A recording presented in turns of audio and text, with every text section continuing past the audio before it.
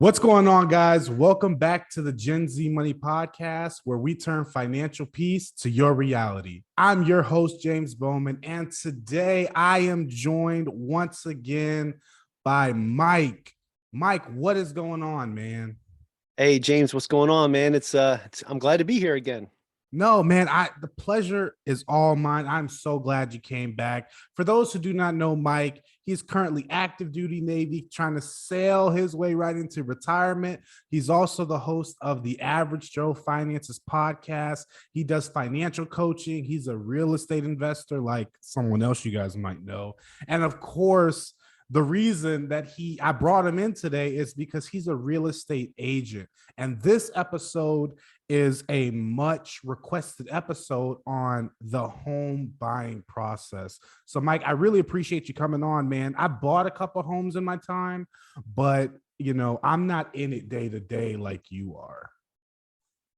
Yeah, I mean, you've got experience though, so you've got the most important parts down is that you own some properties, right? Absolutely, man. But I think I can confidently say real estate agents do not because a lot of the things they do is so covered and not seen by buyers or sellers. I think they go really unappreciated and their expertise go unnoticed a lot. Yeah, I would say I agree, especially from going from being a real estate investor, right, to actually taking the course and learning how to do it, and then getting my real estate license myself, and now being an active real estate agent. I can tell you that I definitely underappreciated the ones that have helped me in the past. That's for sure, especially when it comes to all the little tedious things that has to be done to make this process move. Yeah, I love that, man. And so, just to give a quick overview, just to give the listeners an overview of what we're going to be talking about on the show, the first thing we're going to be talking about is terms that every home buyer should know when going into the buying process and speaking with an agent. Then we're going to move into all of the people and moving parts that come along with a uh, purchase or a real estate transaction. And then, of course, we're going to go through the actual buying process step by step. And then, of course, we're going to cover some small things like title insurance, home warranties, and this show is going to be all inclusive, and it's going to give you every bit of information you need in order to go out there and purchase your own home. Now, I will preface that by saying we will not get into the mortgage portion of the home buying process because, as Mike knows, that is a different beast in and of itself, and it deserves its own episode with experts who are doing these loans every day. So, of course, we have that coming soon, but we're going to cover everything else. Mike, are you ready to get into this, man? Hey man, yeah, let's get into this. Absolutely. All right. So let's start off with the first little chunk of the show. And I want to go over some real estate terms that buyers or sellers are going to hear. Well, let's just focus on buyers because you're buying a home. These are terms that they're going to hear a lot throughout the process. And so they really need to know what they mean and be informed. So the first term, Mike, can you explain what closing means? Sure. I mean, this is one of the most important parts of a real estate transaction when you close the deal, right? So a closing is going to be when all aspects of the contract has been met, all, including the loan, the appraisal, the inspection, everything that was done previously, everything else that we're going to talk about today in this episode is all going to culminate to this very first thing we're talking about, and that's the closing. So once you actually close on the home, that's and it's not that day, but usually like a couple days later is when the actual title will get recorded, and then you'll officially own the home. So it's, you don't actually own the home at closing. It's usually a couple days later when the title company actually records the deed at the local court office or wherever, at the town hall, wherever it is in your particular state. A lot of times it's at the court, but that's what the closing is. Gotcha. Yeah. And like you said, it is the most important, right? Because at hypothetically speaking, at any point before closing, either party can decide, you know what, I don't want to do this transaction anymore. And of course, it can come with repercussions for changing your mind. But as Mike stated, the closing is where the signings happen, the agreements get signed, and the mortgage gets finalized and things like that. So, yeah, I just want to start with that one because I do think that is one of the most important. So, what about earnest deposit, Mike? Can you tell us what that is and why it's important? Yeah, absolutely. So, one of the things you had just mentioned, right, is how before closing, how either party can walk away from the transaction before it's actually closed and a done deal, right? Now, you also said that with that sometimes can come some repercussions, right? And this is one of those situations, or one of the terms you should know when it comes to a possible repercussion from walking away from a closing before before it's the contract is done, or during the certain process. So you have this small window of opportunity. Well, actually, first let's talk about what an earnest deposit is. The earnest deposit is actual money that you put in up front, right, as an earnest deposit to show good faith that you intend to purchase this property. Now that can range anywhere between, I've seen $500, I've seen $500,000, depending on the price of the property, right? And what happens is that money gets locked in and it's held by the escrow company, right, or the title company, and they're going to hold on to that and keep it in an escrow account and make sure that it's it's in a third party account. Nobody else can touch it, right? So the seller side can't touch it, the buyer side can't touch it. It just sits there. That's your good faith money saying that I am purchasing this property. Now, if for whatever reason you decide to not purchase that property and it's outside of this small window, right, this window that we call it, J1, the J1 side of the contract, right? But this is where your due diligence is going to happen, where the home inspection is going to happen. So generally it's about 10 days is what you normally see. I've seen it up to 15 depending on the buyer, how they submit the contract, right? Now you have this window, and this is the window where you can say, I can walk away and take my earnest money deposit back, right? There are other ways where you can actually get that earnest money deposit back if for unforeseen circumstances that would preclude you from being able to close on the house.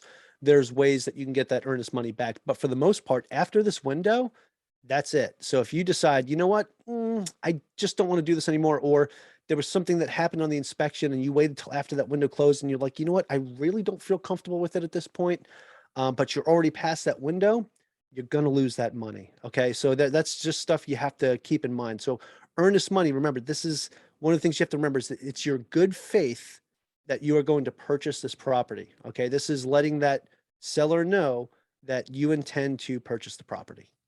Yeah, I love that, man. It's kind of your skin in the game. That's what I like to call it. Right. This is your skin in the Absolutely. game. Absolutely. Skin in the game. Yep. Yeah, and then I'm just gonna quickly go over some of the things that you mentioned that they're on my list to talk about, but I don't think that they're that hard to go over. So you mentioned the title company holds the earnest deposit, and all of the title company is, guys, they are the transaction coordinators, right? They're making sure that all of the mortgage documents get signed properly. They're running the title search on the home to make sure there's no distant cousins, uncle, brother who has a say in what happens to that home. So they are all the title company is doing is what word did I just use? They're transaction coordinators. So don't go to your title company trying to negotiate buying price or anything along those lines because they don't have the power. They simply they're just the referee in this boxing match between you and the buyer. And then you mentioned due diligence, which you summed that up pretty phenomenally. It's essentially your change your mind period. If you change your mind at any point in that due diligence, you are entitled to your earnest money deposit back for any reason. You can walk through and say, you know what, I don't like the color of the paint on that wall. I'm going to back out.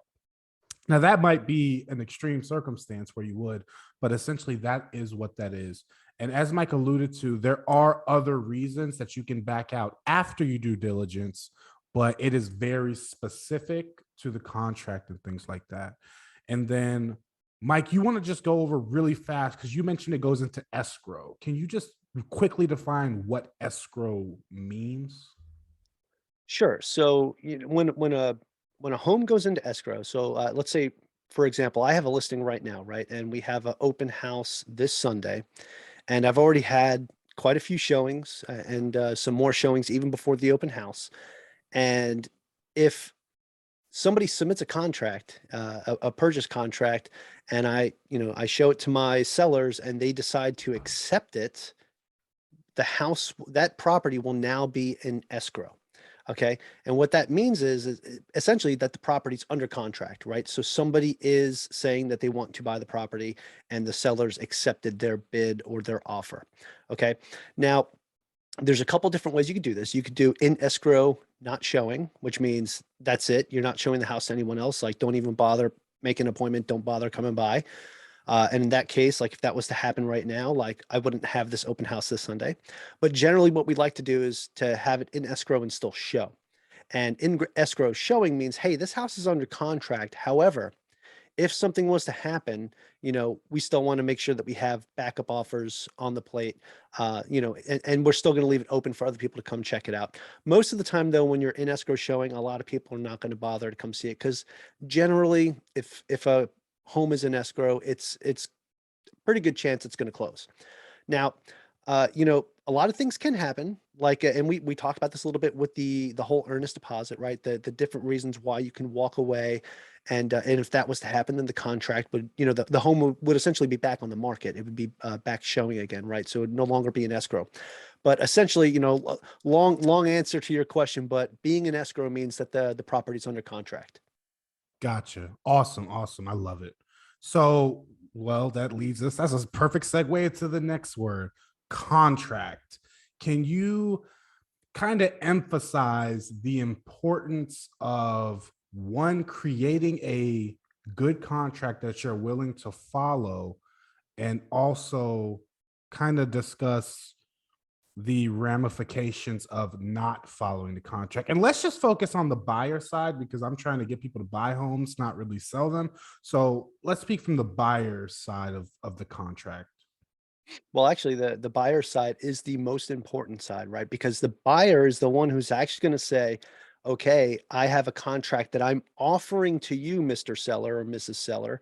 Here's what we're offering. Here's our terms. Do you accept? Right. So generally, like when you see these contracts go through, it's always buyer initiated, right? So the contract, just for clarification here, the contract between the seller and the buyer is generally, but it's generally a contract between the seller and their real estate agent, showing that they're representing them and they are, taking care of this property and getting it advertised and listed for them. That's for the most part what the selling agent's doing. That's why like a lot of people like, especially with the realtors, like it's a big joke about like, when you walk up to the property and you see the seller's agent standing there kind of like, yeah, whatever, but you're like sweating bullets trying to make sure your contract's to be the one that goes through, right? As the buyer's agent. So there's two sides of the coin here, right? And I've done both. I've been a seller's agent, I've been a buyer's agent. And I can tell you being a buyer's agent is a lot more stressful, especially in today's market when it comes to the how competitive it is, right? So the importance of having a really good contract is super important. I mean, I can't even fathom the level of importance when I'm trying to explain this to you. I can't even find the right words with how important it is that you have a good contract. Okay. I've seen some very poorly written contracts and I've seen some extremely well written ones. And I'll tell you, like, even my broker, like when we go over certain things with my last listing that I had, we've seen some stuff that come through and you're like, this, like they're missing this, they're missing that. It's important that your realtor, whoever you're using to represent you, does a good job with that contract and really is articulating your needs as the buyer and what it is that you're trying to do. But what's also important is before you even submit that contract, that you're having that discussion with your realtor and really explaining to them what it is you want, what it is you're willing to put into it to get that property. Okay. Because in today's market, you have to be very aggressive. Okay. And I'm not saying you have to go in there and just offer 100,000 over asking price. I've seen people offer under asking price and get their contract accepted. It's all a matter of the language. It's a matter of the realtor, right? The agent that is helping the buyer and ensuring that the contract is filled out to the T. Because there are some contracts that have come in like super over asking price, but the ones that are, slightly under that, or even way more under that, sometimes will get looked at better by the seller side because it's easier to understand because they actually filled out all the blocks correctly and all the information that they needed was there. So anytime a seller's agent has to go back to the buyer's agent and say, hey, what did you mean by A, B, C, or D? Or what did you mean by this, reference? So there's certain things that you have to make sure that it's completely spelled out and that no questions are asked once that contract hits, right? And again, you got to be aggressive, especially in today's market. You got to be aggressive. It might start to slow down. I think we're starting to see it level out, but you're still seeing homes, at least out here in Hawaii, going between 103 to 105% over asking. So keep that in mind when you're submitting a buyer's contract. Yeah, I really appreciate you emphasizing the importance because, like you said, this is a legal binding document. Once the buyer signs and once the seller accepts, everything in that contract, the seller is accepting all of the terms. So you cannot have terms in there that you are not willing to follow. And then that brings us to our last term that I really want to discuss before we get into the actual buying process and everyone involved, an addendum. Now, I call it an addendum. The paper says addendum, but there's many different names for it, right? Some call it, I don't know, there's other names for it. Can you just quickly go over what an addendum is in relation to a contract? Sure. I mean, there are so many different kinds of addendums, but probably the ones that people will be most familiar with, at least to the people that we're talking to, right? And that you're talking to, are like the military audience and everything. So you'll have like a VA loan addendum. You'll have a big one you see nowadays is an as is addendum. Most properties, like most buyers are coming in saying, hey, I will buy the house as is. Even if the home inspection comes back and says that whatever, I'm agreeing to buy it as is. The home inspection is just a formality, right? So there's certain things like that. So and all the addendums are gonna be like additional information for the buyer, right? That they want to add in when they're going to make an offer on a property. So again, like so for VA buyers, right? So somebody that's using a VA loan, they're going to use a VA home loan addendum. For again, somebody that wants to use the as is, that's a huge one that you see nowadays, right? So there's all those kinds of different addendums that tie into your actual offer. But that's really all it is. Addendums are just add-ons to the original purchase contract that the buyers are submitting. Yeah, I love that. And I just want to emphasize something.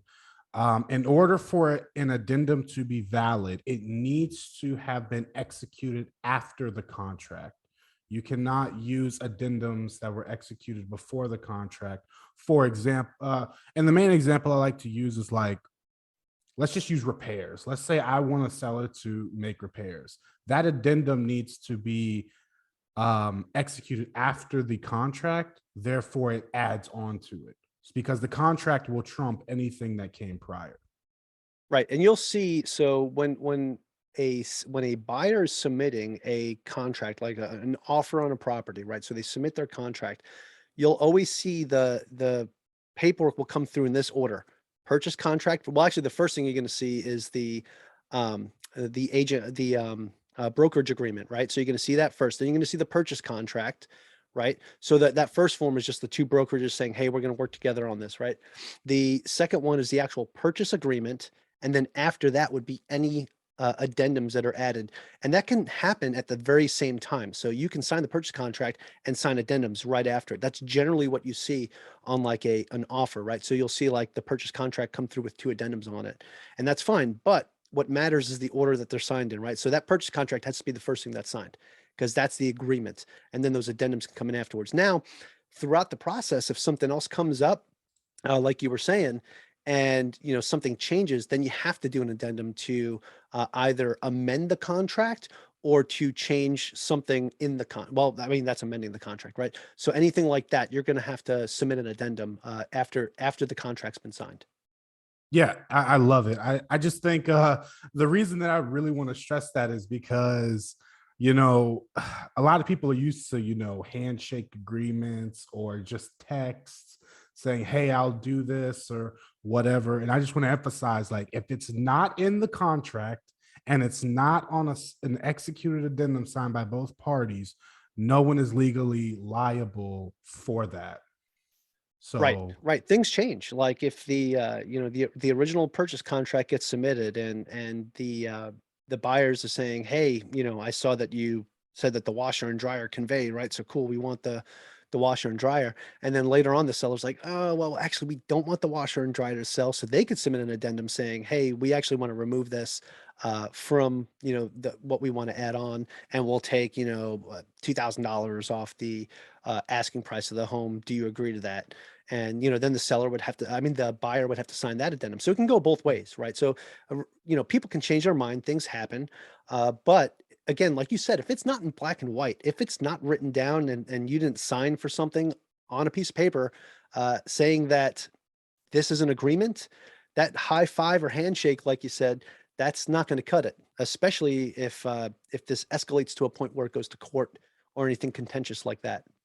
exactly. I love it, man. So that's a great kind of segue into the next portion that we're gonna kind of get through really quickly. But again, I think this is one of the things that needs to be discussed first before we get into the actual buying process.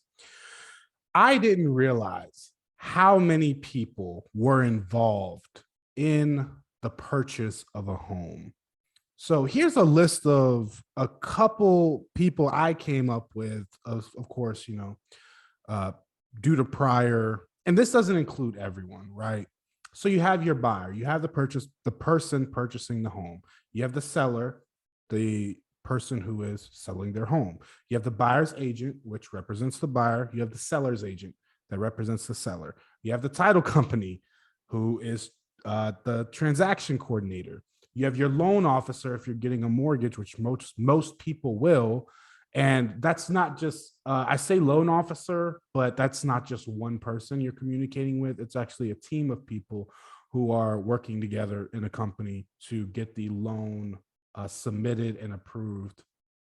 And then you have the home inspector who you hire during your due diligence, and then you have the appraiser. So, Mike, can you talk a little bit about, because this is a lot of people, right? And I don't want people to think like you need to have them on speed dial because you're going to be calling them every second. But can you just talk about the importance of having timely communication with all of these different people in a transaction? Yeah, absolutely. And I think the first thing I'm going to go to is the buyer and why them being tied to the loan officer is so important. Okay, so I'm going to kind of put these two together. The buyer, all right, before you even go out and you try to get a real estate agent to go start looking at properties, you're actually wasting your time and their time if you're not pre-approved. Okay.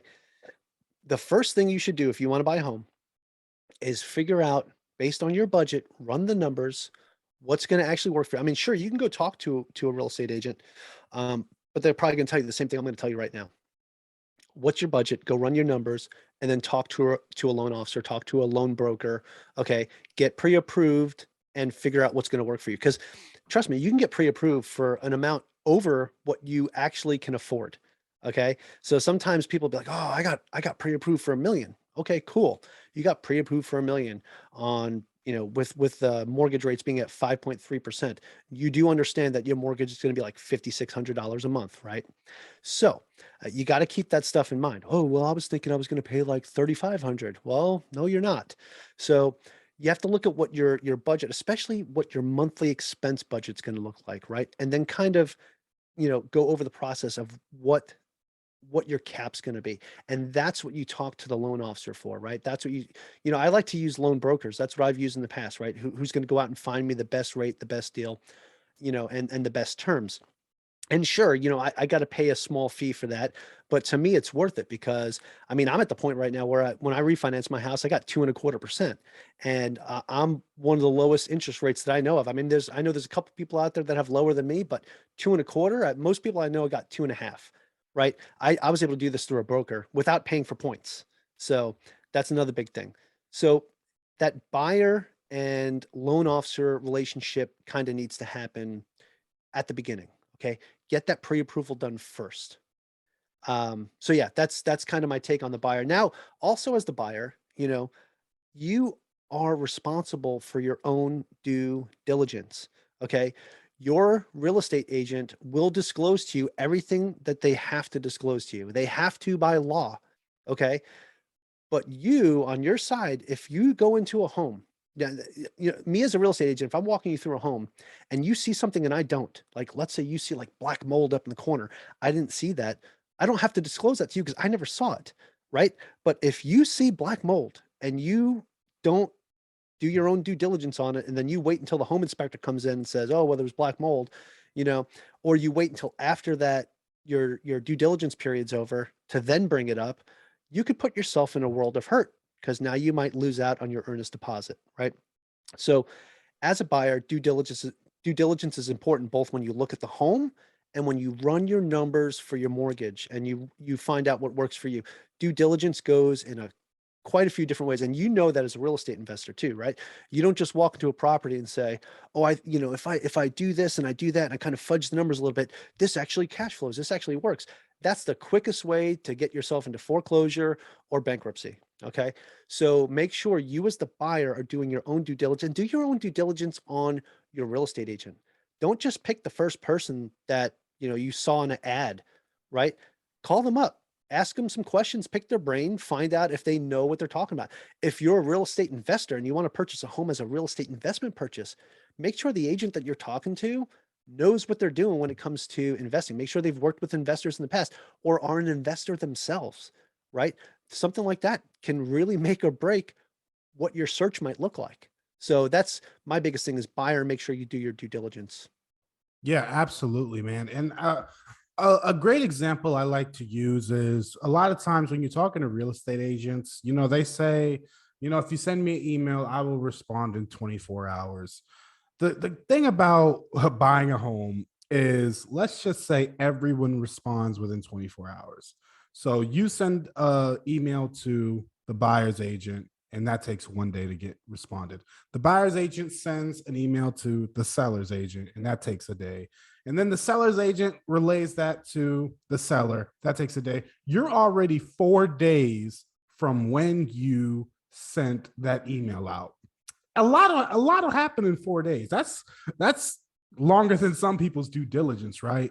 So you need to be communicating with these people. Like, I do not like talking on the phone. I don't know what it is. I just don't. But when I'm buying a property, you better know I am on the phone. If I need something from my agent, I might send a text first. If they don't respond in maybe an hour or two, if I know it's during business hours, I'm picking up the phone and calling. Hey, did you see my text? Okay, blah, blah, blah. And then they're getting on the phone. And then they're getting on the phone. So communication goes from 4 days to 4 minutes. You know what I mean? And so it's the same thing with your loan officer, right?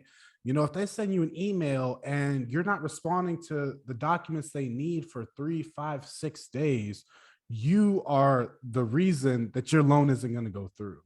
So I just think it's really important that you are communicating consistently with all of these people, right? As soon as you get into contract, you should not start looking for a home inspector. You should have already vetted out your home inspectors. And as soon as the contract is executed, you give them a call and now you're on their schedule and you're within your due diligence. If you wait, I'm telling you, you will pay. If you sit on emails, if you sit on text, if you don't answer your phone, it is going to hurt you in this entire process. And it's not only going to hurt you, but your agent isn't going to like it. The seller isn't going to like it. Anybody you're working with, the loan officer is not going to like it, and they are less likely to work with you. And of course, I already said I'm gonna have a separate episode when it comes to loans, loan officers, loan brokerages, brokers, and things like that. And also, towards the end of this episode, we're gonna outline what the perfect client looks like, because you guys should strive to be the perfect client where the buyer's agent is happy when you call.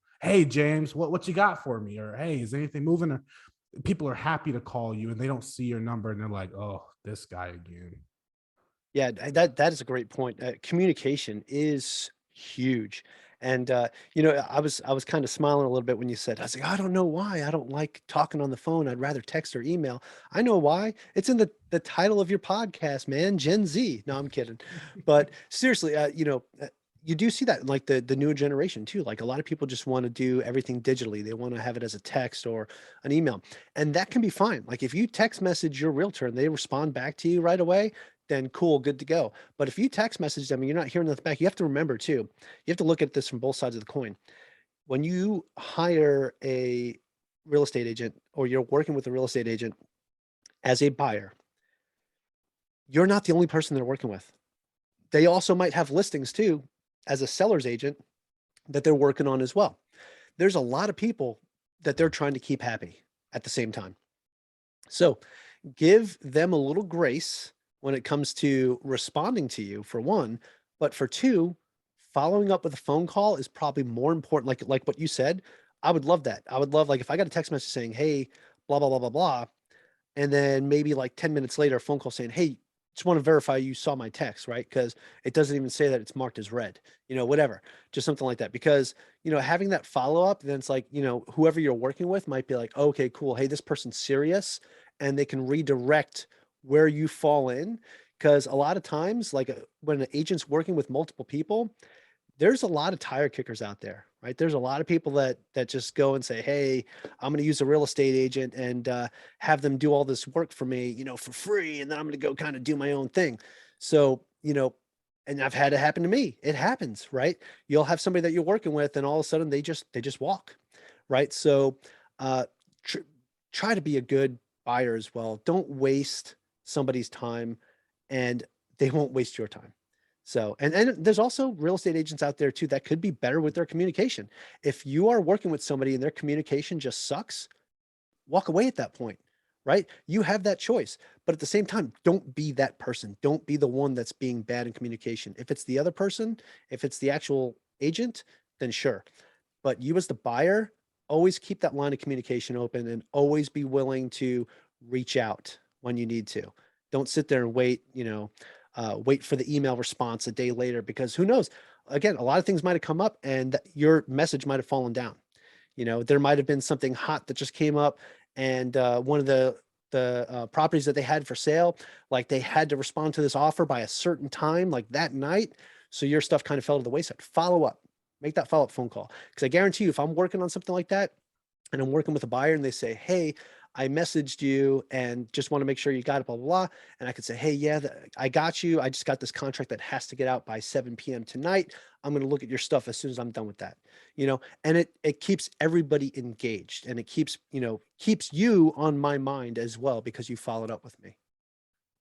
Mike, I love how you're brutally honest and saying, like, listen, agents, let's be frank, agents have their favorites. I mean, they order you, not, and I don't want, okay, I want to be careful when I say this. I'm going to say it harshly and then I'm going to kind of follow up. But they order you on a list of importance. And I'll preface it by saying this. I've heard multiple times now, and it's because I haven't experienced it, it kind of blows my mind. But you hear on podcasts, call-in shows, and things like that, that there are people who have been, on the market to buy a home for 1 year, 2 years, 3 years. And when I hear that, I'm like, man, you've been working with this, you've been trying to buy a home for 2 years. Like, that's a tire kicker to me, because and it's only because I think the longest I've gone from getting pre-approved to closing, I think max may have been like 4 months. And I may be lucky. I've only purchased 3 homes, so I might be lucky. But the point is, like, once the process gets rolling, I'm on the market every day. I'm, following up with my agent multiple times, at least a week, doing showings and things like that. So I like that you're honest that, like, when you have a serious client, especially a buyer, they do get ordered. And if you're that buyer who's been looking for 2 years, your text might get responded to after the buyer who's been looking for 2 months, right? Yeah. And guess what? That is not unfair to me at all. I mean, It is what it is. But with that being said, another thing that I think we should need to discuss very quickly is buyer agent exclusivity, if that's a word. I'm pretty sure that's a word. But can you just briefly go over that and kind of tell us the importance of that and how it brings you further up the totem pole when it comes to total clients? Yeah, absolutely. So, someone that's going to take priority with me is somebody that signs an exclusive right to sell with, exclusive right to buy with me, right? So somebody that's going to be my buyer under contract, right? So I know that they're not just using me to go do all this stuff for them, and then, or they're asking me all these questions, and they're going to go turn around and use another real estate agent. Because again, like I said, that's actually happened to me before. So, uh, you know, having somebody that I know that's going to be serious carries a lot more weight with how much attention I'm going to give. Now, I'm going to give everybody the right and the attention that they deserve, right? So if somebody's wants to come look at some properties and they're calling me up and they want me to come show them, hey, sure. But if we're going to do this, I want to know that you're serious. You know what I'm saying? I don't want you to again waste your time or waste my time, because if you're sitting around and you're just like looking and you're just checking stuff out, but you're not serious about buying a home, like what, especially if you're a real estate investor, you could be spending that time doing so many other things to actually come up with a plan to actually buy a house, instead of wasting your time going to look at homes that you probably can't afford because you're not even pre-approved yet, right? So that's another thing too. So, but yeah, I think being exclusive is very important. I don't want to sit here and oh, hey, Mike, can you help me? I want to go take a look at this property. The other agent I was working with, said that that's out of my price range. And I'm like, wait, what? The other agent you're working with? Look, if you're working with somebody, go work with them. Like, I don't do that. I'm not trying to poach anybody either. So, unless you completely walk away and you tell them that you're walking away and like this is done, then that's one thing. But don't sit here and try to contact different agents to try to get an answer that you're searching for, because again, that's the same thing that I was talking about when it comes to like fudging the numbers on an investment property when you're trying to make the numbers work for you. When you sit here and you pick apart different pieces to get the answer that you want, in the end, you will always fail. Okay. You will always hit that dead end to the point where it's like, oh crap, I can't move forward anymore. Right. So don't do that. Don't try to like get different pieces from different people. Right. Find that one exclusive agent. And if they don't work out for you, then you can go find another one, but do it the right way. Do it the right way. And be transparent is basically what you're Yeah. saying. Tell your Absolutely agent. be transparent. Yep. Now, don't ghost them, because that's not the right way to do it. But tell them like, look, you know, our communication skills, you're taking a little bit longer to get back to me, or we're not doing as many. I'm sending you all these things, but you're not getting anything scheduled to go see. And there's 100 different reasons that you can fire your buyer's agent. But the whole point is to be transparent. And I would go even further to say you should never fire them without at least giving them a chance to correct the deficiencies that you see. And of course, some of them will be like, look, I get it. I've got too many clients right now. I won't be able to increase it. And that's fine. No hard feelings. You guys don't have to hate each other, right? But you have to be transparent with each other. And in my opinion, at least give them grace to fix the discrepancies before you just up and, deuces on them. So Absolutely. all right, let's get into the meat and potatoes, like, because this is what people came for. They didn't come for all this jibber jabber we've been talking about. They came for James, Mike, how do I buy a home? Okay, so we went through all the terms that you should know before trying to purchase a home. We talked about getting pre-approved. I'm going to say it again, guys. It's going to have its own episode because it is a big deal. But now, Mike, you have a buyer. They're pre-approved. You've already shown them houses. You guys submitted 10 contracts, and boom, you finally land an executed contract. Well, actually, first of all, let's go through that contract. We went through it a little bit, but what are the most important portions of the contract that need to be discussed? Because there are things that the contracts are long, like, so you don't need to know every single section of the contract. But as the buyer, what should be your main points when your buyer's agent sends you the contract to look over? Yeah, so the most important piece, the absolute most important piece is gonna be your, the actual numbers when it comes to showing like, okay, this is the purchase price that you're agreeing to, this is the down payment that you're agreeing to, this is the amount that's being financed through your loan that you're agreeing to, and this is the amount of earnest money that you're putting down that you're agreeing to. So that is the most important piece.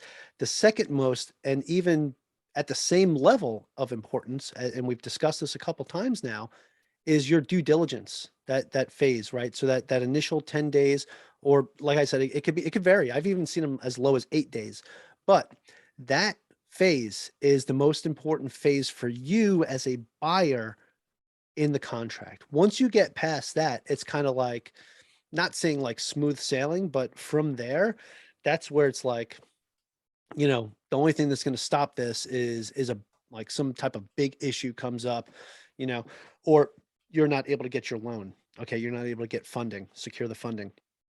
Now, generally, if you're pre-approved, uh, chances are you're going to get your funding and you're going to be okay. Sometimes though, there are people that get pre-approved and they don't actually get the loan, and those, you'll see those situations where the contract will fall apart. But those are probably the two most important sections. I would also follow up and say, the third most important section is going to be like all the inclusions, all the inclusions and like the amenities. If your property's in an HOA, what are the costs? I mean, all those different things you have to know, right? So knowing what's coming with the house. Are you getting all the appliances, right? Or is the seller, and it happens, is the seller going to walk away and take their refrigerator? Are they going to walk away and are they going to take their oven or the microwave, right? There's different things that happen. So you have to make sure that you as the buyer have, your agent selected all those items, that just because it's on the MLS and just because it says it's all included, if you don't have it on your purchase contract for those things to be included, the seller can see that and be like, oh, I see they didn't select refrigerator. You know what? Let me just take that and sell it on Craigslist for 2 grand. It can happen. It can happen. So it is super important to make sure all of that is listed on the contract. I would say those are probably the three most important sections for the buyer to really pay attention to, and make sure. And also anything that has a timeline, anything that says this many days or by this date, you make sure that you are getting that stuff done by said date. And if you have to poke your agent to make sure and say, hey, I did A, B, C, and D, and I just want to make sure this gets put in, that's fine. Your agent should be the one communicating to you, hey, cool, hey, got this to the seller, you're good to go, everything's covered, right? But if you're not getting that type of communication, like you said before too, poke and just ask those questions, make that phone call, follow up, make sure it gets done. Because if the agent messes up, sure, I mean, they're going to get, in a little trouble for that too, but you're the one who signed the contract, not the agent. So make sure you always do your due diligence as a buyer and make sure you're paying attention to everything that's on that contract. Don't just sit here and just initial every page because you got it via DocuSign and you're like, okay, yeah, my agent said it's good, so it's good. No, you're responsible for that. Make sure you read it. You know, um, if if you want to, ask your agent to go over it with you. I I'm sure they'd be happy to. I know if any of the contracts that I've sent out, if any of my buyers said, "Hey, Mike, can you actually go over this with me? I want to make sure that this is what it's actually saying." Absolutely, I'll go over that with you and make sure that you're comfortable, because that is my job, making sure that you're getting what you're asking for, and at the same time you're comfortable with making this purchase. Because as much as people could say, you want to say that they don't have any emotion into it, anytime you're purchasing a property, whether it's an investment property or your primary residence, there's always going to be emotion tied to it, right? And a lot of times you need that outside look. You need that outside, hand on your shoulder to say, hey, it's going to be okay. Let me know if you have any questions and let me make you comfortable with this, right? And not feel like you kind of got coerced into something, or, you kind of just pushed through because you thought it was the right thing to do. So just make sure you're doing your own due diligence. But those are probably, I would say, the three most important sections. Long answer, but bottom line up front, those I would say are the three most important sections. No, I love that you went into that because I'm thinking back, like I really have not paid much attention to the at least the amenities section. You know, I have the assumption that walking through, this is what I'm getting, but that's not the case if it's not in the contract. If it's in the listing and not in the contract trumps the listing, right? So I love that you brought that up. And before I ask this next question, I just want to also point out with with this being such a seller's market in most places around the nation, I'm noticing, at least from the people that I'm talking to who are buying or looking to buy, there is a certain buyer's fatigue going on where you've viewed, tens, maybe 100 houses, you've submitted 30 contracts, you're getting beat out every single time. And I just want to let listeners know that you're going to feel that fatigue until we shift to a buyer's market. But here's the thing, the job's not over once you get an executed contract. You will be able to drop your shoulders and say, finally, but the game is just beginning, right? Because, like we alluded to earlier, and Mike emphasized it, until we make it past closing, not to the closing table, past closing, get through everything and everything's correct, and then 3 days later it gets recorded, that's when the comes. But you don't get that as soon as the contract gets accepted. So I want to point that out. But that brings me to you know I'm gonna say it's a delicate subject because I have a very strong opinion on it, but a lot of people don't. Should people be getting rid of their due diligence period in order to become more appetizing buyers?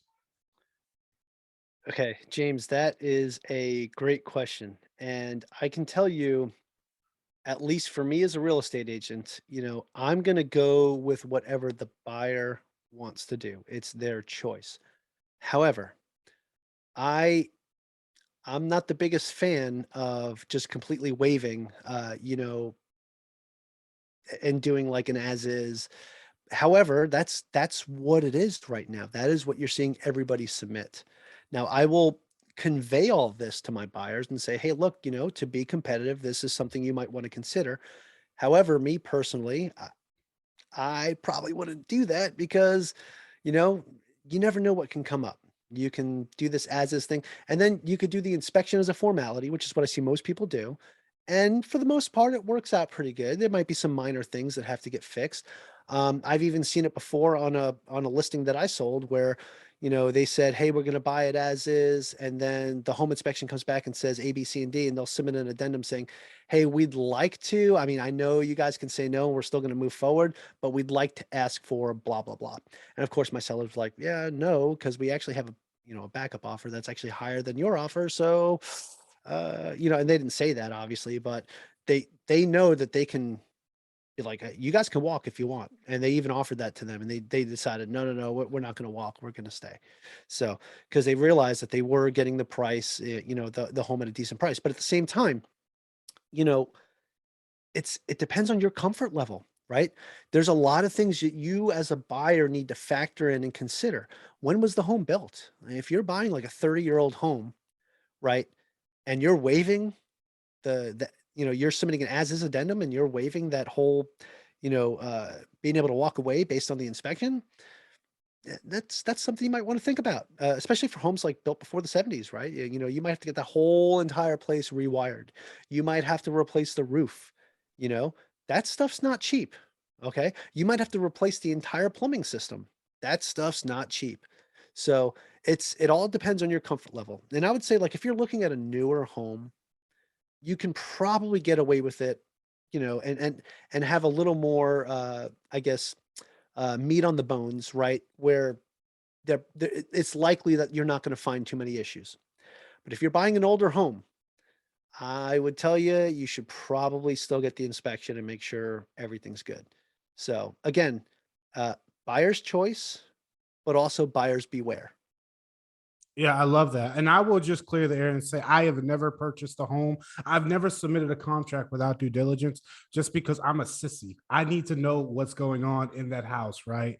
And I don't care. Well, I've gotten offers accepted. So, and I just I don't I'm a sissy, man. I don't like to take Hey, risks. James, it's all good, man. Because look, even if you're saying, "Hey, I still want to do my due diligence," but you're aggressive on your offer, like you offer a healthy chunk of money over asking price, and you say, "Hey, look, I'm willing to offer this much as long as the home's in the condition that it should be in." You know, and of course, if we do find things wrong, I'll start shaving some of that off. But at the same time, I'm going to give you this healthy offer that you're going to walk away with more money in your pocket, Mr. Seller. Right. So there are other ways to kind of sweeten the pot. But for me, when I'm representing a buyer, my fiduciary responsibility is to that buyer. So I could tell them what my opinion is. I could tell them what I think would be best for them. But I will also tell them this is your choice. And, you know, eh, we will go with what it is you want to do. However, here's my recommendation. And I've seen it several times where, like, we're not going to go with your recommendation. We're going to do this instead. Yeah, And and and that's as a fine. That's their choice. yeah, as a fiduciary, your job is to explain all of their options. Correct. And as long as you're doing that, you're doing your job. Now, but I mean, yeah, I mean, I'm not a big fan of going against the professional in most cases, except that case. Meaning, I will accept any advice from my agent, but I haven't always followed it. Yeah, Um, again, so that is like I said, that is not I don't actually ever tell them, "Hey, you should, do it this way and waive the inspection." Like I said, I'm giving you the choice. And if it's an older home, I will definitely tell you you should get that inspection done. If it's newer, it depends on your comfort level, right? I'm not going to say, "Oh, just go ahead and waive it." No, no, no, it's your choice, but you have to weigh the options. Go walk. I mean, look, when we go look at the property, you're going to walk through. You can take a look. Make sure flush the toilets. Make sure they're flushing. Make sure the water's running. Look under. Make sure none of the pipes are leaking. Right? There's a lot of stuff you can do yourself. I'm not saying go. When you're in your Sunday's best, go into the crawl space and go check the pipes into the house. Right? But maybe slide it to the side. Go take a peek under and see if you can see any evidence of something. Like look for any areas where there might be where the wood beams are, look for evidence of like little sawdust or anything like that, and possible termite damage, right? There's little things you can pick up on your own. And there's plenty of YouTube videos out there you can go watch to say, hey, what are things I should be looking at when I'm doing a home walkthrough, right? And I'm not saying you can actually be a home inspector yourself, right? Sure, you can go out and get the license and do it, but you can get yourself to a point where you're very comfortable with what you're looking at.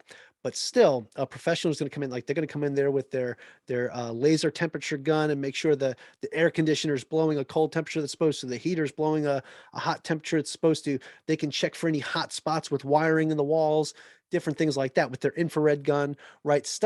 Tools that you don't have access to, right? And some of the tools that they use cost more than what a home inspection is, right? That little infrared gun that they use, I'm pretty sure that's more than $600 is what you typically see the price for. It's like between 400 and $600, right? For somebody to come through and do an inspection. So um, the amount of money you can save versus trying to penny pinch and then also at the same time have a little more leverage. It's again, buyer's choice and buyer's beware. I love that. And I mean, this is a perfect segue into the next portion. So let's say we have our contract, we looked it over, it's accepted. We're going to do due diligence and we're going to get a home inspection. Can you just talk a little bit about, well, you kind of already discussed it, but is there anything else about a home inspection on why you think it's so important to get? Absolutely. There's so many reasons, and some of them that I had just listed before, right? You know, a home inspection, they can find something that you might have missed. Uh, Actually, I'll give you an example for a home I almost purchased back when I was 21 or 22, right? This is when I was making my first home purchase. It was in Charlottesville, Virginia, when I was on recruiting duty. And I'm looking at this place, and I'm an E5, and the BAH out there, the allowance for housing was pretty garbage, right? And I'm looking at this home that I probably couldn't really afford, but this is, everyone was getting loans. It was like being on Oprah's show. You get a loan, you get a loan, you get a loan, right? So that's what was happening. So no problem. I was able to get a loan, right? And my wife was working at the time, so our income was decent, but it wasn't like at the point where I can go and afford a $350,000 home as an E5. Um, however, so we're looking at this place and I'm like, I'm falling in love with this place. I'm like, this is great. This would be a perfect place for us to start our family. You know, we can rent this out in the future, if, you know, when we PCS somewhere else, because it was actually in a better area than the home we actually purchased for rentals. Like, yeah, it actually would have worked. However, um, didn't even really notice when I went down into the basement, they had like this sheet hanging up on the wall, whatever. I'm like, oh, you know, whatever. I'm just looking around, nothing. Right. So we get under contract and we're moving on this thing and we get the home inspection done. And something as simple as lifting that curtain would have made me not submit a contract. But I didn't do that because I was too excited. Again, you're walking through a home, especially when it's your first time home buyer, you're super excited. You know, you're walking through with a realtor, you're like, oh my God, I'm really doing this. I'm going to purchase a property, right? And you miss things. There's things that you miss, right? Because in your excitement, you just let certain things go. And that home inspector came through and he lifted that curtain and that foundation was crumbling. It had a crack that was about an inch thick. Okay. And it was going maybe 6 feet and into the ground and into the wall. It was really bad. And he came back and said, yeah, this is probably a $30,000 job to get this fixed and get this foundation set. And I'm like, yeah, another 30,000 on top of the 350 I'm already paying for this. I was like, I can't afford it. It's not going to work. And we walked and we wound up purchasing a house 100,000 less in another neighborhood, right? And I think I told you that story the last time I was on your show, but that's a whole different animal in itself. However, that inspection went well, but that's why stuff like that is so important. Like you have to make sure, you know, you let professionals do their job because it can really save you a lot of money in the long run. Yeah, I think a lot of times when people get a home inspection, at least as a buyer, I understand the seller should be scared. Like, what is this guy going to uncover? But as the buyer, there should be no fear running through your body as you're getting a home inspection because you want them to find every single thing wrong with that property. If a door doesn't close properly, if one of the stove burners don't work, the more information that you have as the buyer, the more powerful you become. That home inspection becomes a negotiation tool. So, yeah, I just think a lot of people are afraid, like, oh, I hope he doesn't find any foundation issues. No, no, no, no, no. You hope he finds the foundation issues because if he doesn't, and there's no warranty on the inspection or whatever, it becomes your problem at closing. So you want him Yeah. to find every single thing wrong. And yes, it might be, you might look at it and it's got 10 red marks, but it might be something as much as posts missing on the porch or chip paint in the bedroom or a light bulb that's out. It could be anything, but the fact that you actually know, knowledge is power and the knowledge of it gives you more power. So don't Yep. be afraid of a home inspection. You know, I use the same home inspector. I'm like, man, I want you to tear this place apart. I want to know every little thing, and he does such an amazing job at what he does. That's why I continue to use him because I want to know. You know, I want to know everything good and I want to know bad. Yeah, absolutely 100%. Because, you know, not only that, but now you have a negotiating tool for one.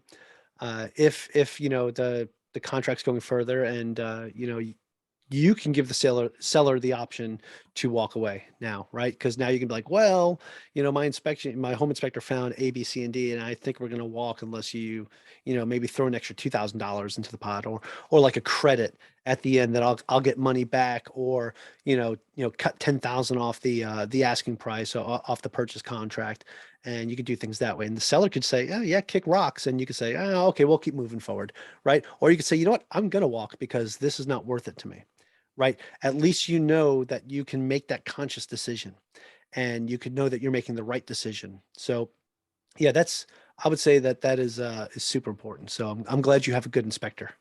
Yeah, and just to reiterate what you said, I mean, when you're using this as a negotiation tool, you're giving the report to the seller. Now the seller realizes, holy crap, look at all this stuff that's wrong with my house. No one's going to buy it in this condition. So I need to make this deal work.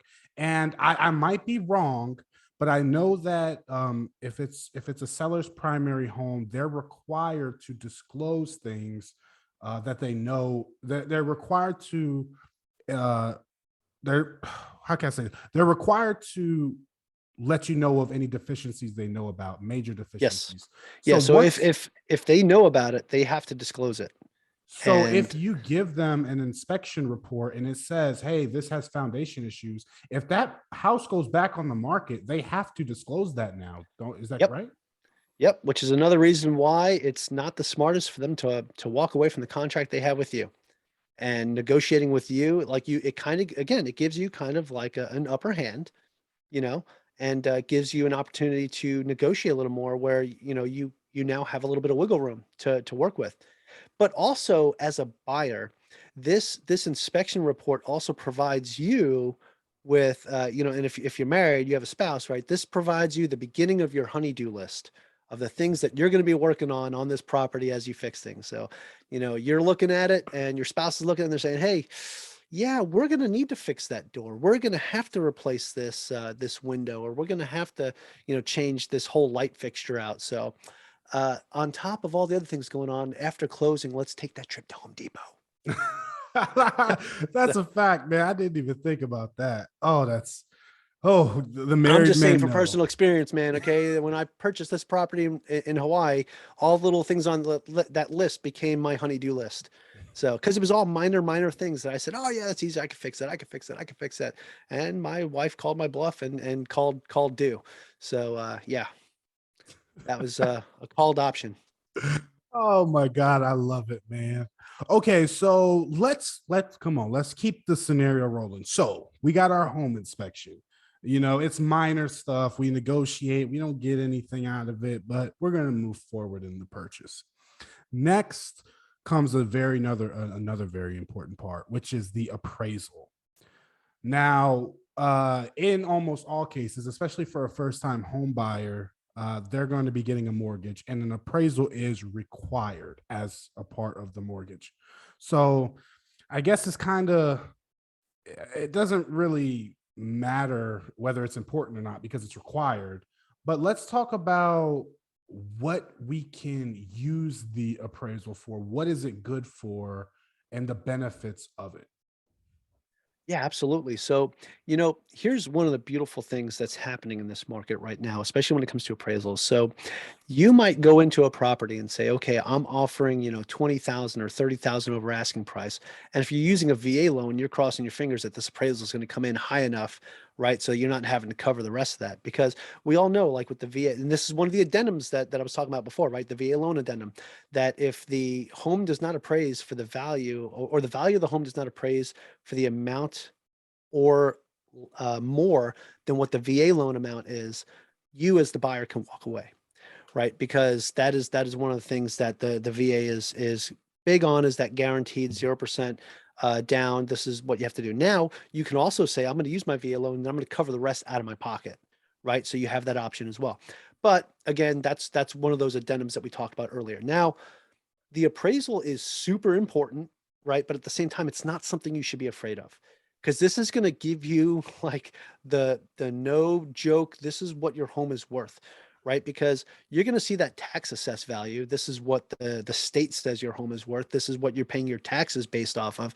That number is always way lower than what reality is. You know why? Because they time that they price the land and they price the dwelling, and they're pricing like materials. They're pricing how much that property would cost if you were to like rebuild it, right? So that's one of the things that they're looking at when they look at the actual structure itself. How much would it cost to put this exact structure back up on this home? And then the land. Now in Hawaii, the land is actually very expensive. So you actually see land costs more than the dwelling 99% of the time, unless it's like a tower, right? Now, one of the other things about the appraisal is, you know, the appraiser is looking at other homes in the area that's sold probably within the last 6 months. And they'll maybe go a quarter mile out, maybe a little further if there's nothing really else in that area, but they're looking for homes with similar, amount of bedrooms, bathrooms, and square footage. Now, it's not going to be exact. It's not going to be the same. Sometimes they'll do an average of price per square foot. If, like, let's say the 4 bedroom, like you're looking at a 3 bedroom, but the 4 bedroom sold for like, 200,000 more, but it was like this price per square foot, they might look at that a little more in depth, right? So it just depends on the appraiser and what they're looking at. But there's a couple different ways that they can value your property, right? A lot of times you'll see too with like multifamily, like small multifamily, like duplexes, triplexes, quadplexes. A lot of times there's not a lot of those in the same area that all sell. So a lot of times those properties will get the same type. They'll get looked at the same as a single family home, right? So, but that's a whole separate thing. Now, when your appraiser sitting here looking at these properties, now I'm not an appraiser, right? But as a real estate agent, I have to do CMAs, right? Comparative market analysis, right? So I'm looking at different homes in the area that have sold within the last 6 months. I'm looking at what price range they sold at, and then I'm averaging that out to say, okay, here's like a low range and here's a high range of where we might want to list your property. And it's kind of like in that comfort zone to where we think the appraiser would probably appraise it around that same price. Now, an appraiser's looking at this same data, right? So they're looking at the same stuff. So a good real estate agent's going to make sure that you're not too high, but you're also not too low. And what we're seeing though is a lot of these homes are hitting the market and they're at a certain price range. But at the same time, because there's, so many houses going so fast because inventory is low. And the reason why inventory is low is because homes are going fast. They're going super fast. They're not sitting on the market for a month, 2 months, right? So there's no time for the market to kind of catch up. So because these homes are going so fast, in between the time that your realtor got the price for the property versus when it's actually selling and an appraiser's looking through, there might have been two other homes in the neighborhood that sold and somebody offered 100,000 over asking. Well, guess what? They're not looking at what the listing price of the home was. They're looking at what that home sold for. So now your appraisal might come back 50, 100, 150,000 over what that house is listed for. So, excuse me, if you offered, like let's for even numbers, let's say it's a $200,000 house and you offered 220,000. And let's say, recently a couple homes in the area have sold upwards of 300 and they come in and they appraise and say, your house is actually worth 280. Now you as the buyer, you just got instant equity. So now there is also the risk that it comes in and says, well, yeah, the other two homes that sold in the area, there was some stuff wrong with them. So they actually went under asking price. And now they're looking like your property is actually appraising at about 190. Now you're 30,000 in the hole, right? When it comes to the actual property itself. However, can you still afford it? Can you still wait for it to build back up? Because that's the piece you have to look at as the buyer. Are you buying this? You're not buying this to have equity. You're buying this as your primary residence. Now, if you're an investor, that's going to throw you off and you're going to want to walk, right? But for somebody who's buying their primary residence, they say, you know what? I'm good with paying the 30,000 of what the appraisal is. I'm going to cover the rest, out of my pocket, because now your lender's going to say, well, okay, 190,000 is what the home appraised for. So we'll give you 80% of 190,000, right? Now, again, I'm not a lender. I'm not a bank. I don't, know the specifics about that. And you're going to have a whole separate episode on that. So you can get into all that, but I'm saying like, that's some of the things you have to keep into consideration. Okay. So what does that home appraise at? Because now that home could come in and you could say, well, the home appraised at 230,000, I'm pre-approved for 250. So I'd like to, say I want to take out a 230 or go with it being at 230,000. Maybe you can now go back to your lender and say, okay, well, 80% of the 230,000 is going to be this amount. And you're actually completely covered on your mortgage now. Your mortgage is completely paying and you're not really having to put much of a down payment. Again, you'd have to talk to a lender about that, but I'm just saying, if not, you have instant equity, right? You've already prepared for this, right? And with that instant equity, there's other things you can do. And I can get into a whole slew of that, especially when it comes to what I like to talk about with finances, but there's things you could do in the future, like a HELOC and other things where you can actually pull some of that equity and invest it and do a whole bunch of other things. So, but again, that's a different show. Don't be afraid of the appraisal, because it could actually do a number of great things for you. There's more benefit to the appraisal than there are risks. Yeah, I love that, man. And I have a question, and I could just be, crazy. You mentioned that the VA addendum has the appraisal contingency as a part of it. In a at least in a normal real estate contract, isn't there an appraisal contingency that gives you the right to walk away if the appraisal comes in less and you guys can't agree on a middle ground and still get your earnest money back? Or am I missing that? Yeah, so that's the key word, contingency, right? And it depends on, I'd have to look at a purchase contract again to know exactly, but that is something that I believe you have to have marked, that you are going to do an appraisal contingency, right? And if not, or you do an addendum that says, if the appraisal comes in lower, we're going to walk. So, but yes, that is one of those things, like outside of the due diligence phase, where you could see those situations come up, especially for like a VA loan. That's where you'll see that often, where it'll come in, but then you also see people waive it. So people will waive that and say, "Hey, I will cover it out of pocket," because the VA will not pay more than what the home appraises for. They will not do, or okay, the VA doesn't actually give you the loan. They will not guarantee the loan, right? That whoever your lender is, so your lender will not give you the loan, because the VA, all the VA does is guarantee, hey, we're putting the VA on the line here, saying that this person will be able to take care of this loan, and we'll guarantee it up to a certain amount, and the VA covers that amount.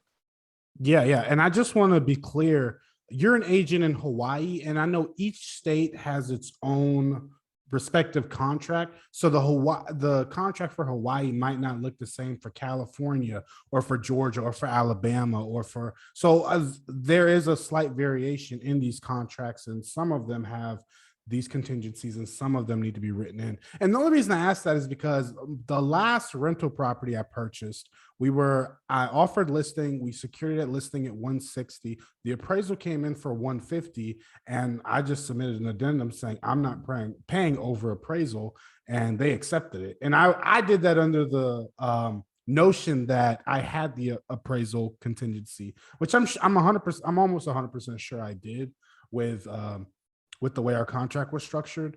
But yeah, and this is just a prime example of the appraisal saved me $10,000.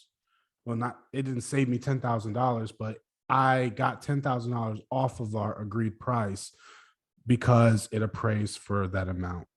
Yeah, I did the same thing here in Hawaii. So this was before the market was absolutely insane, but still, this was the fifth house I put a contract on, because the market still out here was kind of crazy. Like, you still had to offer full asking price, and you'll pay all the closing costs. Like, that's what it was back in 2018.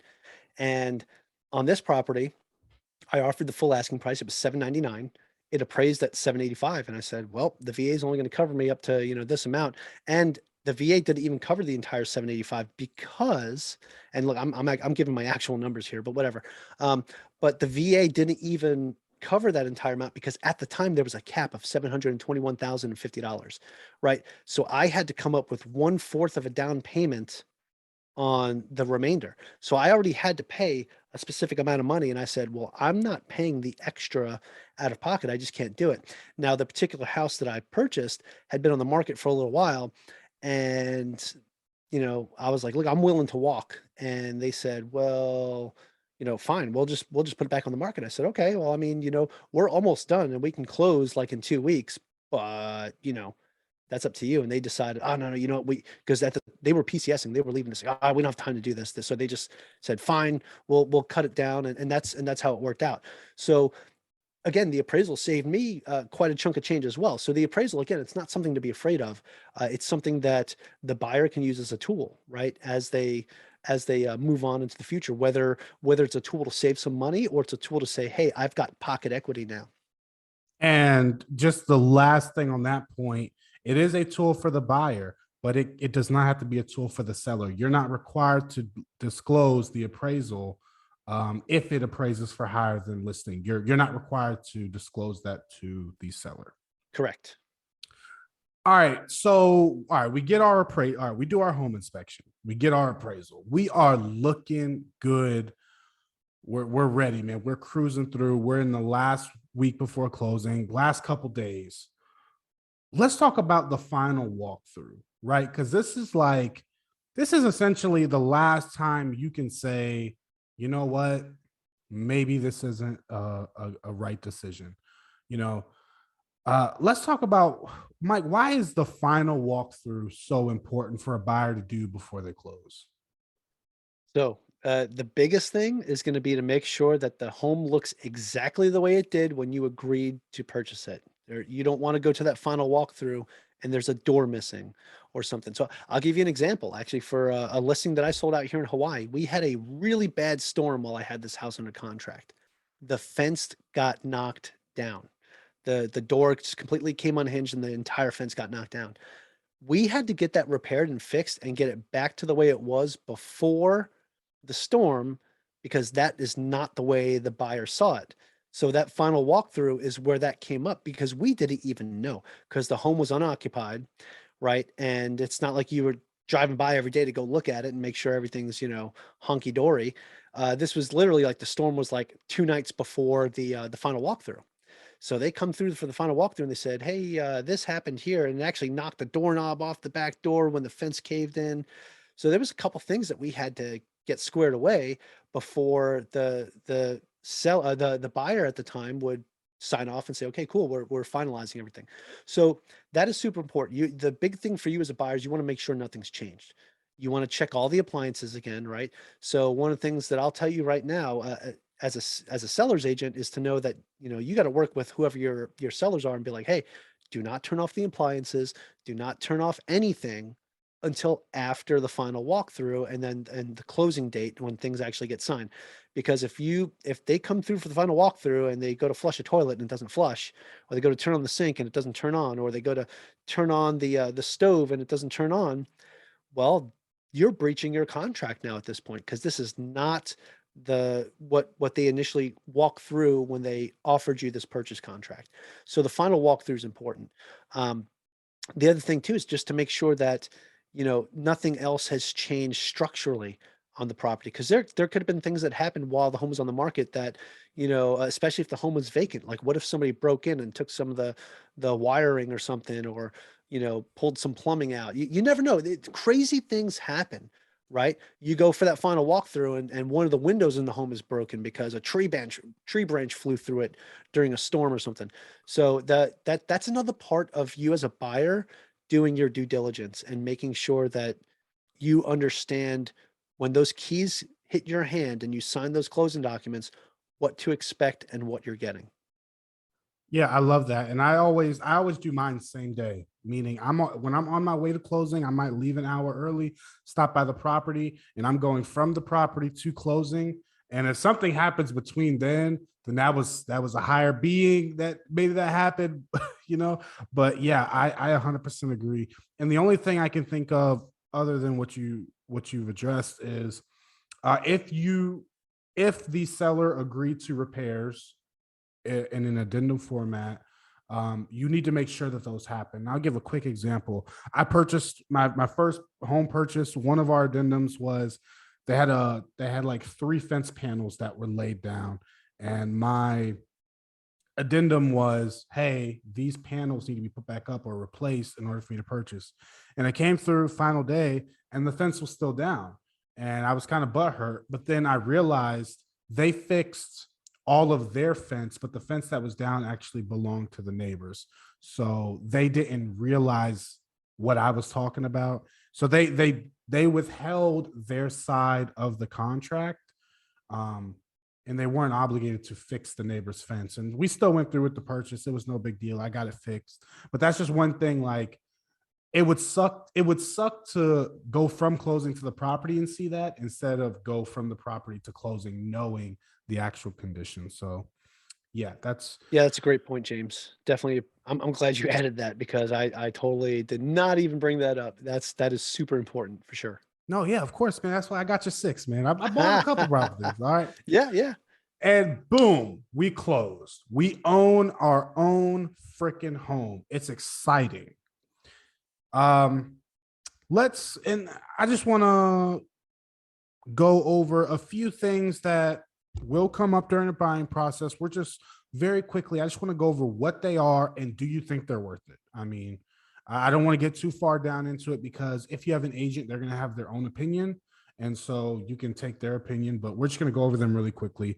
Title insurance. I'm going to go over what title insurance really is. It's offered by the title company. Essentially, after closing, this is insurance that if a brother's, uncle's, cousin's grandfather decides to come and say, hey, I claim ownership, they did not have the right to sell this property. And so now we're going to court and I'm taking you to court. And that this insurance basically is what protects you and pays for the attorney's fees and things like that to fight the dispute and settle it in court. Mike, do you think it's necessary? Absolutely. Especially after selling a property that was in a trust. Yes. Get title insurance. And I think for most lenders, like it's required that you do that, just to make sure that it's, the transaction is going to be safe, because that's the last thing you want to have happen is you close on this property and a year later, because there is a 2-year window where somebody can come back and say, I yell foul. Something was not right. So, having that insurance and having yourself covered, like you said, can potentially save you thousands to hundreds of thousands of dollars if something was wrong with the title. And for the most part, your title company is going to find any issues if there's something wrong. That is their job. However, there can always be something, like you said, a long distant mother's brother's uncle's ex's cousin who has some claim to fame that owns a small piece of sliver of a blade of grass in the backyard. You never know. Stuff like that can happen, right? So especially when you start, if you're purchasing a property that's like a generational home, right? So it was owned by the mother and then it was passed down to the kids, but the kids want to sell it, so that I think that's super important for sure. Yeah, 100%. I agree. And it's a couple $100. It's a one-time payment. You're not paying this monthly. And I know that there's two different ones. Like I know the lender requires their own, but then the owner can also purchase their own. So the lenders is required. You have to pay for the lender's title insurance if you're getting a mortgage on the property. But for you, you can waive that, save the couple $100. But again, it's a one-time purchase. If you can afford to purchase a home, then purchasing title insurance isn't going to break you. Home warranty. Home warranty is just like every other warranty, car warranties, where if something breaks within a specific time that the warranty covers, if the warranty covers it, it will be replaced for little to no money out of pocket. For example, you move in and your refrigerator explodes 3 weeks in. If you have a home warranty, they will pay to replace it. You might have a small deductible of $100. Or if a pipe breaks, they'll pay for it's mainly for appliances and things like that. Mike, do you think it's necessary? It's not necessary, but it's a nice to have, right? So I did this with a property, one of my investment properties that I sold, and this property in particular needed some TLC, needed a little love. And when I was selling it, the buyer was very generous with what they were offering. And, there was a couple things that came up in the home inspection that kind of they were like, not really sure we like this. And I said, well, let me sweeten the pot and get a home warranty for all the appliances that are in the property. And I added that to the contract. And it basically just came out of what I would have made in the sale of the home. Right. And it's didn't cost me that much to do, but it also gave that buyer that ease of mind that they have at least a year that they're not gonna have to worry about, those appliances or anything breaking, because there was a lot of stuff that I replaced in that property beforehand. And then also the other thing that comes with that too, any appliances that have warranties, you want to make sure that you turn that documentation over to the new owners. Like, let's say you did buy a new washer and dryer and it comes with a 2-year warranty. Make sure you turn all that documentation over so the new owners have that, because it's more than just a home warranty. There could be warranties for multiple other things. I've seen 30-year guaranteed warranties on the pressure treated wood on a property for the framing of the house. So if there was something that was to happen, or there was termite damage because this was pressure treated wood that should be termite free or termite repellent, and something like that happens, you can get that stuff replaced or repaired for essentially free.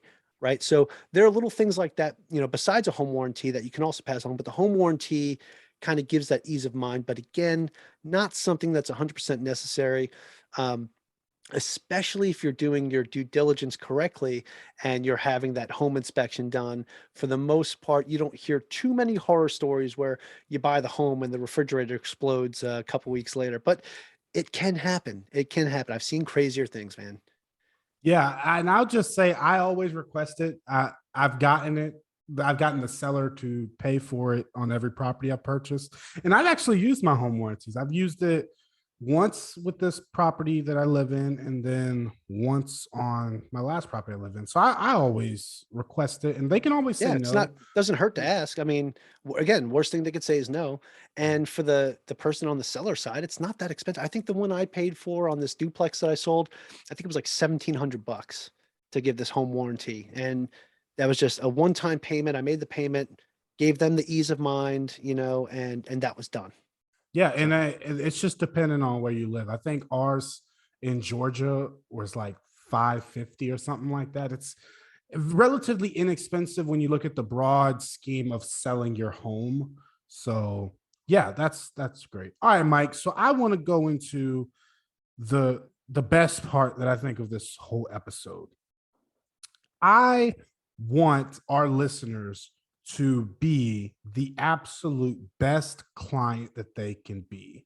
I want them to be the easiest to work with. I don't want their buyer's agent groaning when they get the call. So, can you give the listeners some attributes that they should have in order to be the absolute best client in your perspective? I would say the number one attribute, and we've talked about this a few times, James, is a good communicator. Right? Communication is going to be 100% the most important piece of any relationship, even that of between a buyer and a buyer's agent, right? Excuse me. But on top of that, just listen to everything that your agent tells you as the gospel. No, I'm kidding. You don't have to listen to your agent like it's the gospel, but be open-minded. Respect their professional opinion, right? Because even agents that are still kind of green and still kind of newer, they're in the market every day. They're looking at this stuff every day. They studied, they got their license, they know the local laws, right? And like you said before, not every area is the same. The Hawaii market is way different than where you are, right? And the laws are way different. Hawaii has some funky laws, and there's certain things that people need to adhere to that they might not like. Most homes out here are under an HOA. A lot of people don't like that. I want to live in an area that's not a HOA. Well, most of those homes are not built to code, because before the 1970s, before they had this rule where they had to have a certain, specific building specifications, a lot of those properties, they're still here and they're super expensive and they're falling apart. So you have that's why communication is important.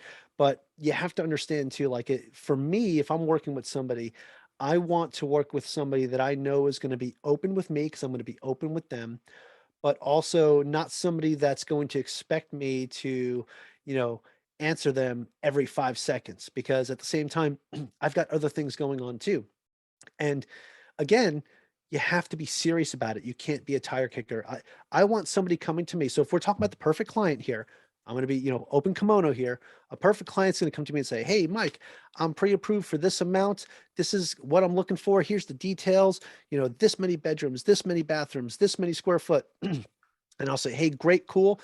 Let me take all your criteria and what you're looking for, and let's start looking at some properties." And I start building them lists, and we start looking at properties. And as we look at a couple, and you see this on HGTV all the time, right? You see look at the first property. Well, like, oh, well, let's go take a look at the next one. It might we'll make some changes and adjustments based on what you didn't like about this property and this and that, or whatever. You're not going to get everything right in the first go, right? So somebody's going to say, well, I want an open floor plan. And then you take them to a place that has an open floor plan and they hate it because there's something else there that they didn't tell you about, right? Or they didn't realize they didn't like. So it is a process. Home buying is a process, especially if you're buying your own personal primary residence. So being able to have a good relationship with your agent is going to be one of the biggest keys to success, right?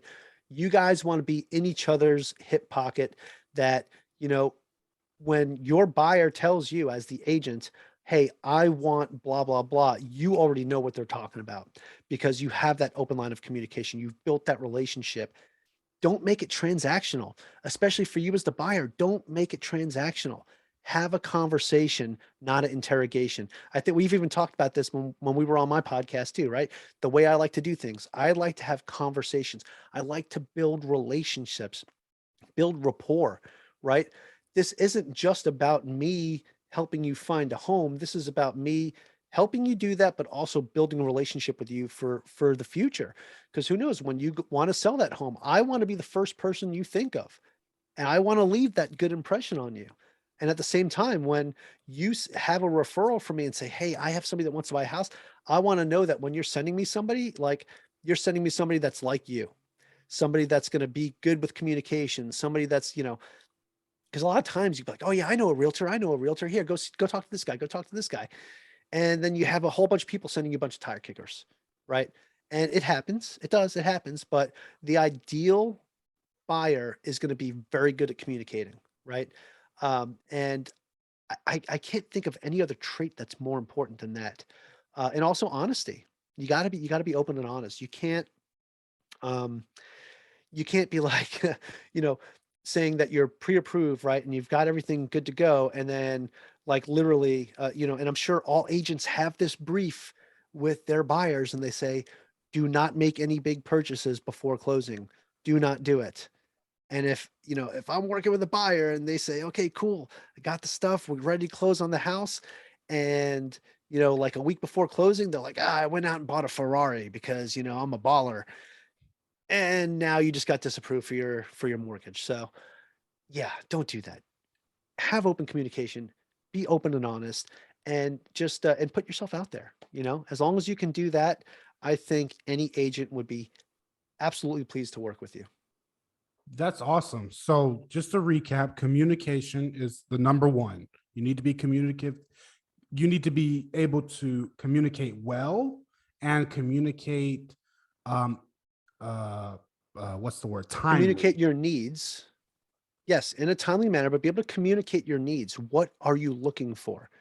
Don't sit here and just like kind of say, be broad with, I want, you know, this, it's so simple to say, I want a 3 bedroom, 2 bath, 1,500 square foot or more, right? It's so easy to say that.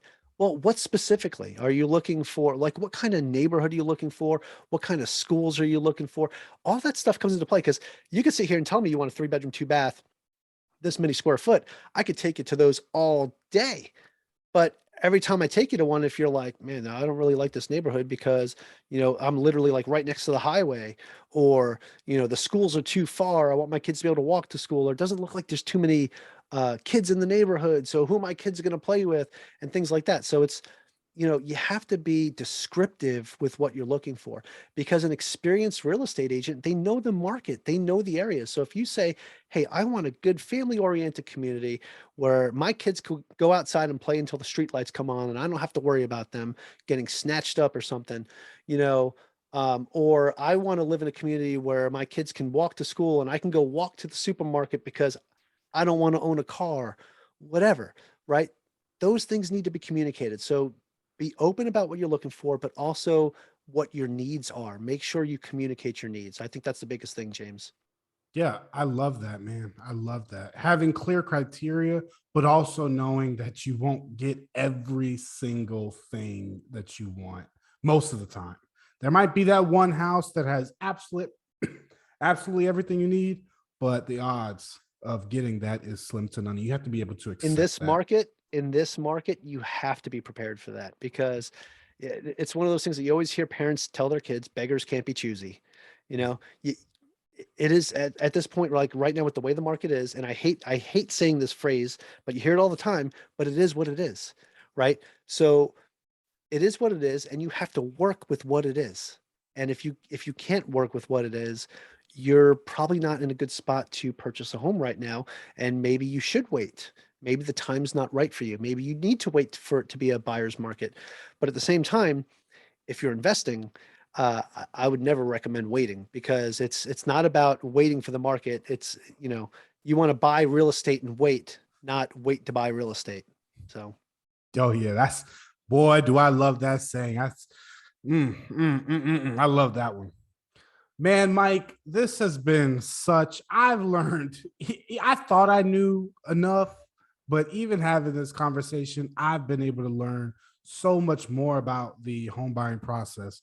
At the time of recording this, I literally yesterday, I just submitted a loan application to purchase another property with my lender. So they're looking over all that criteria now. So I'm about to jump back into the market. Of course, I'm going to be documenting the whole process this time and sharing it with the viewers. So this has been such an amazing interview, man. Or not even an interview, I just feel like I've absorbed so much. I've been a sponge, man. And I really think that a lot of people are going to get a lot of value out of all the great knowledge that you brought. And I know I've had you on before, episode 14, and you told us, but I need you to tell the people again, where can people find out more about you? yeah, sure. And James, I appreciate that, and the opportunity to come on and have this conversation with you today. One of the things I can say is I feel like it's built up my confidence of where I stand as a real estate agent, for one, uh, but also, just I love what I do. I love serving people, whether it's through my podcast or as a real estate agent. It's enjoyable to me, and I love giving back. So. If you do like the stuff that I'm putting out, I mean, you could find me at averagejoefinances.com. And to make it easier for all my social media, just go to averagejoefinances.com/links, and that will have pretty much everything. And go check out my podcast. I talk about similar things that what James talks to as well. And that's averagejoefinances.pod.com. And that is strictly a website just for the podcast, but you can find it anywhere on Apple, Spotify, uh, wherever. I mean, it's at Pandora, iHeartRadio. I'm everywhere, man. So, but again, like this is just something I enjoy doing, and being able to talk to people like James. I mean, I've had him on, I just had him on my show recently too, and man, what a great conversation we had. And I realize when you talk to somebody that you really like hit it off well with, it's hard to turn it off. Right.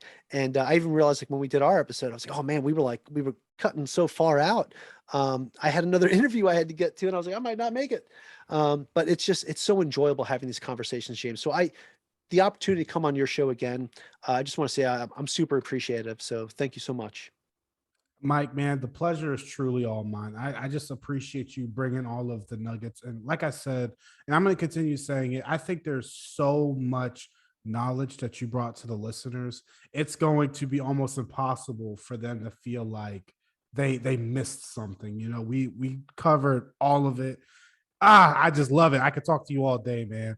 But we're going to get up out of here, guys. I really hope you guys appreciate all of the information you got today. Of course, I'm going to be linking all of his things down in the show notes to his podcast, website, all of his links. They'll be down there. You don't have to go far. And of course, all of my social media links will be down there if you guys haven't followed. And yeah, this has been awesome, but let's get up out of here. Mike, man, I really enjoyed it. I hope you have a blessed rest of your day, man. Yeah, brother, you too. Aloha. And for all the listeners out there, always remember, you're only as secure as your ability to perform. So spend your life accumulating assets that can perform for you. Later, guys.